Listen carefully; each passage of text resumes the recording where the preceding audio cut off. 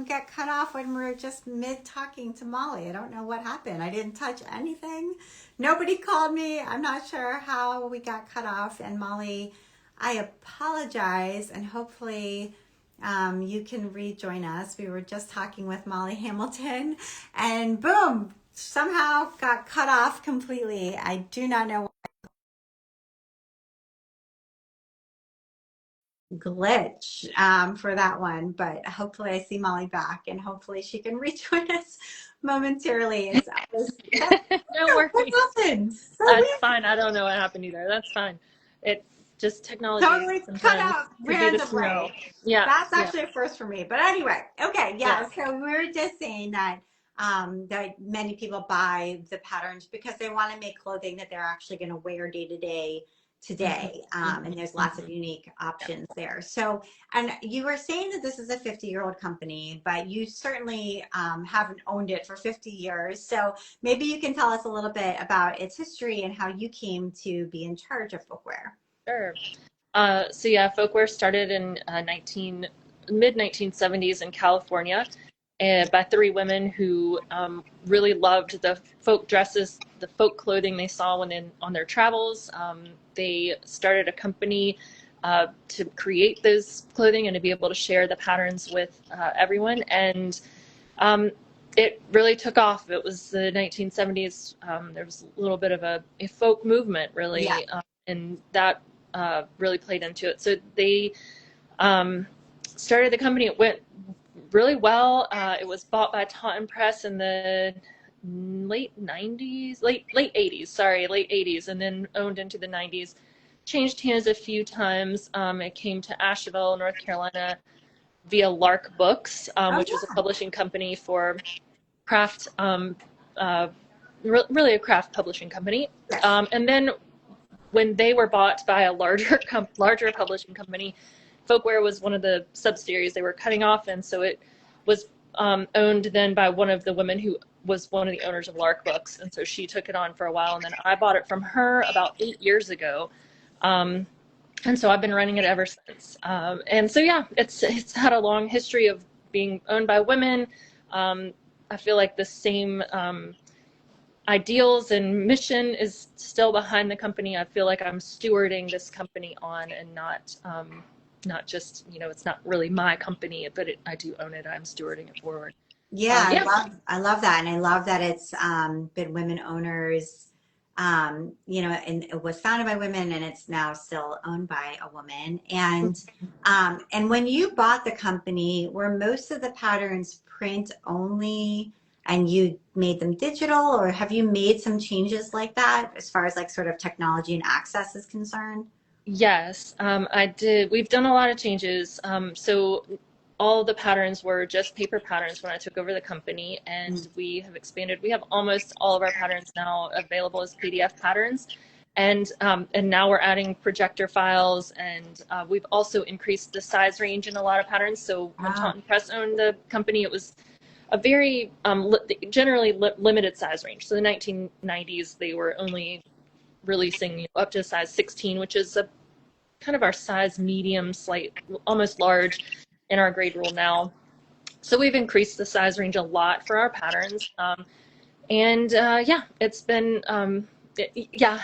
that's probably been a huge challenge, is digitizing everything, because everything is not, there were no digital files. Everything was on vellums. And so getting it made digital has been a huge improvement. It's really helped the company a lot, but also, yeah, it makes it more available. We're able to now sort of preserve these patterns because they are historic. yeah. Um, they're really meaningful to a lot of people, to a lot of cultures, and I think they're important. So it's really nice that we can have them digitized and, available now for generations. Absolutely. And it gives you a little bit too of more passive income where you're not having to pack and ship an order that we all know That's why true. digital patterns are make sense for business. So that's Yeah, also nice too, and for the customer yeah, to be able to get it instantly which, you know, some of us want to sew in the middle of the night and just get our Yeah. pattern right when we want to get it and print it out at Yeah. home. So that's all of that's good. And I also understand you've bought another pattern company a little more recently that's Yes. kind of different from Folkwear as far as like thematically. Yeah, it is. It's pretty different. It's called the Green Pepper. It also has been around for 50 years, owned by the same family until I took it over in 2024, so end of 2024. And it's outdoor clothing and gear. So the patterns are for coats and jackets and mittens and hats and bags and like pet coat, dog coats, and it's such a cool pattern company too. I love it. The patterns are excellent. Their price point's a little lower than Folkwear for sure. And yeah, they're really great patterns. Yeah, there seems like even though you might think on the surface, okay, those two things don't belong together, there is synergy there in that it's like an interest in sewing specialty items, Mm-hmm. specialty garments, and just a Yeah. different sort of path for that. But Yes. in a lot of ways, it's similar. And I know you also, and we just did an article about this, invested in a large format printer so that your customers can send you a pattern file, whether they bought it from you or they bought a pattern from a different company and want to have it printed so they don't have to tile it all together on 8.5 by 11 sheets of paper. So how has that experience been for you? And was that like do you feel like that was a worthwhile investment for folks who are like, I should maybe think about getting a printer? Yeah. For us, it was a very worthwhile investment, and partly because we print our own patterns now. So we still have some of our patterns printed at Simplicity, which is the large printer who prints on tissue for most independent pattern companies. But we have a lot. Our catalog's huge. We have over 100 patterns for Folkwear, and same with Green Pepper. That there's also a huge catalog. And so, we have some patterns that just don't sell a lot. We just don't sell a lot of, but we don't want to take them out of print or just have them available digitally. And partly that's so that they can be more available to everyone. So for instance, our Navajo blouse pattern, a lot of Navajo women use that pattern. Their internet access is not as good. Print shops, not as easy to get to. It's just harder. Yeah. So having that available as a print pattern is important.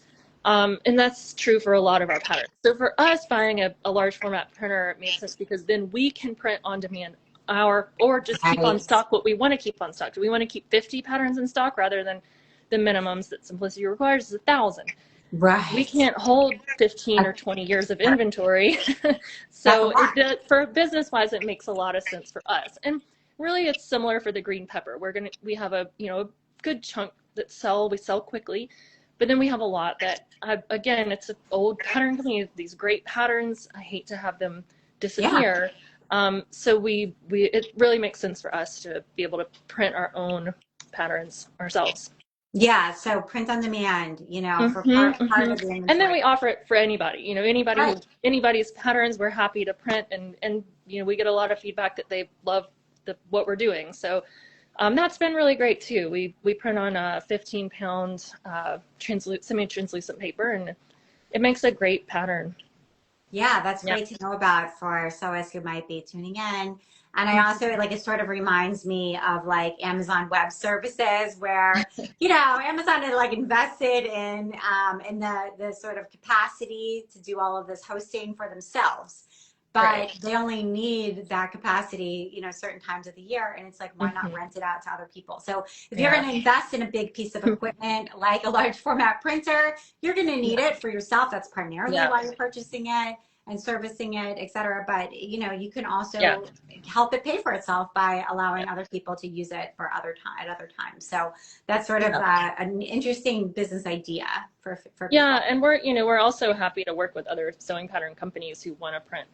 Again, they might have like, well, we really only need 30 printed or Sure. 50, and we can, rather than having the minimums that Simplicity has, which is really Good to know, right? Like, so Yeah. because there are certainly people who want to kind of get started with, print hmm patterns, but if they can't make that huge financial Yeah. investment off the bat, maybe down the road.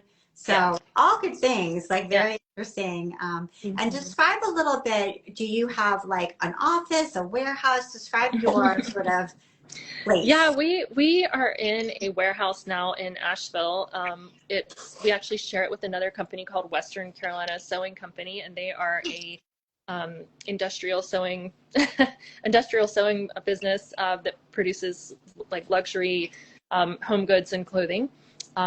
So we share this space, and it's a big old warehouse, really, but it's concrete floor. We have cardboard boxes everywhere. You're not seeing them right now, but all in front of me is lots of cardboard boxes filled with patterns. We have lots of our clothing, and yeah, and a little space for packing and shipping, and our desks for what we work on, and then right behind your little sewing station. And people think it's funny because they come in and see these big industrial sewing machines and then my little home sewing machine. I'm like, well, this is what everybody sews with at Right. home, so that's what I'm going to use. Yeah, That's a good really point. fun. Yeah, yeah, that is funny. Yeah, So yeah, using your home sewing machine is to sew just like everybody else is yeah, gonna. yeah. Yeah, is gonna sew. And I know we had talked about how you had gone to H&H Americas and Mm-hmm. walked the show. And I don't know if you have thoughts about that, and whether you think we might go again in the future, or what do you think about? I feel like Yeah. garment sewing for craft is not really present much at a trade show at this time. There's places to go to source fabrics and things like that if you're going to be producing clothing, like an independent fashion design Mm-hmm. label Mm-hmm. or something like that. Yeah. But as far as for the craft market, there's not a ton of like trade show opportunities, at least yet, for the garment sewing world, as far as I can tell. Yeah, it's limited for sure. I am excited to be going to H&H this year. I actually have a booth for both Nice. companies, That's so great. we're gonna try that out. And yeah, I thought it was a really great trade show. I made a lot of contacts, learned a lot, and it was definitely worthwhile and enjoyed it. Yeah, Okay, good. So come by yeah, Molly's booth and see some yeah. Come Folkwear by. samples up close. I Folkwear think, and the green pepper will be there. Yep. and the green Mm-hmm, peppers. So that mm-hmm. sounds Yeah, really cool. And I yeah, feel like if you're a retail shop or an e-commerce shop that's selling fabrics or selling patterns, being able to come and see those samples in person and meet mhm. you and consider bringing them in. So Yeah, yeah, yeah, that's yeah. We hope to connect with a lot of people, and I think our both pattern companies work really well, even for quilt shops. We have lots of bag patterns with the green pepper, and we actually have several garment patterns that are quilting. They're literally pieced and quilted, so they're kind of fun and yeah. just a unique way to get into garment sewing if you're just a quilter. A lot of folk patterns are literally just pieced geometric shapes, and Yeah. that's all it is. So Yeah, jumping from two-dimensional to three-dimensional is a little yeah. less scary. Hmm. You can use the fabric you're comfortable with and it's already in Yeah, your stash. yep, So yep, that's also great too for quilt shops who want to teach a class and yeah, sort of help people make that leap into, yeah, tiptoeing into garment sewing. yeah. So Absolutely. Hmm. yeah, very cool. Yeah. And I know you've done a few collaborations. I just wanted to highlight the one you've done with Avlia Folk Embroidery because I think that's Hmm. so cool. So maybe you can just tell us a little bit about that. Sure. So yes, Krista with Avlia Folk Embroidery and I collaborated on a pattern we released, I think it was last year, which was the Norwegian bunad, and that is a pattern that has a lot of embroidery in it. And Krista focuses on folk embroidery and folkwear. Lots of our patterns have folk embroidery in it, so it was a fun collaboration to get some authentic embroidery designs to put in our pattern for the Norwegian bunad. So that yeah, she was able to come up with some designs for us. We used them in the pattern, and then she sells, I think, just the cross stitch not for the insert on her website. And of course you can make it into anything from a placemat to a hanging to add to clothes. So it was a fun collaboration and Yeah. a lot of good Very cool. I love that. information. So, Yeah. yeah, very cool. Well, it's been great catching up with you, Yeah. Molly. Thank you for taking the time. Sorry we got cut off, but glad we Yeah. got back on pretty Yeah, quick. for sure. Yeah, Yeah. great. And tell us if people want to keep up with Folkwear. I get your newsletter. I love your newsletter. You've got great links in there. How can people kind of follow along? What's the best way? Sure, we are folkwear.com online. We are at thegreenpepper.com also. And then on, Instagram and Facebook, Folkwear Patterns Sewing, or Folkwear Sewing Patterns. And then, sign up for our newsletter on our website, which is folkwear.com. It's right there on the website. Put your email address in. We do send out emails a couple times, 3-4 times a month, with lots of great information, not just sale information, but lots of good information there. And yeah. Yes, absolutely. I would highly recommend it. You will discover some interesting shows and things like that, and also reflections from Molly sort of on what she's seeing out there. So definitely sign up. As I said, I'm a longtime subscriber. So so Molly, it was really great talking to you. Yeah, Best good of to luck talk to with you too, Abby. with your 50th anniversary, which is Thank very you. exciting, and Thanks. happy anniversary to you. Yeah, thank you. Thanks to everybody who joined us today for our member spotlight, and we'll see you next week. Yeah, for sure. Thanks so much. All Bye-bye. right, bye. Bye, everybody.